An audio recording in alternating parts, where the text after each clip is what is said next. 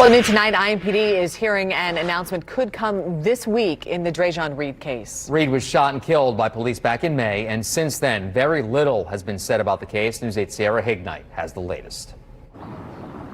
It's been 6 months since police shot and killed Drejon Reed, and it's been 3 months since a special prosecutor announced that the case would go to a grand jury.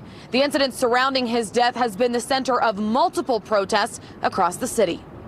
IMPD is preparing for any kind of reactions that could come out of the Reed announcement. They say they've been in contact with downtown business owners for months.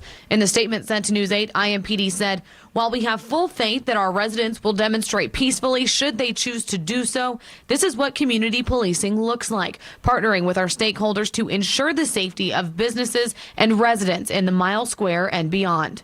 Reed was shot and killed by police on May 6th following a high-speed chase and an exchange of gunfire. Reed's family is arguing that Reed never shot at police during the incident that was live-streamed on Facebook from his account. After months without an update, Special Prosecutor Rosemary Corey was court-ordered in early August to turn over the autopsy results to Reed's family. This was Reed's mother's reaction immediately after seeing the report. Just know the fabrication is real.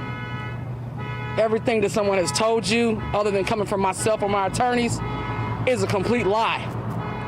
You can try if you want to, but you cannot do what you did to my son and tell me it was right. At that time, Special Prosecutor Corey issued a statement saying, "We fully anticipate the family's attorney will adhere to the confidentiality requirements set forth by Indiana code that prohibits the release of certain information contained in the report."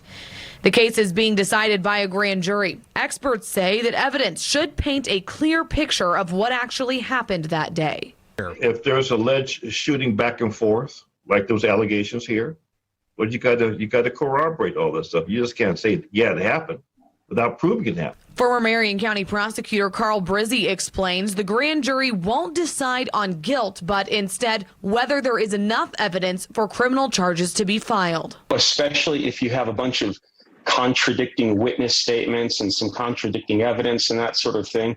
Look, people are smart. People who are listening to the evidence, if the evidence is presented fairly, and they get to ask questions, the grand jurors get to ask questions of the witnesses and that sort of thing. Oftentimes the result can be the right result.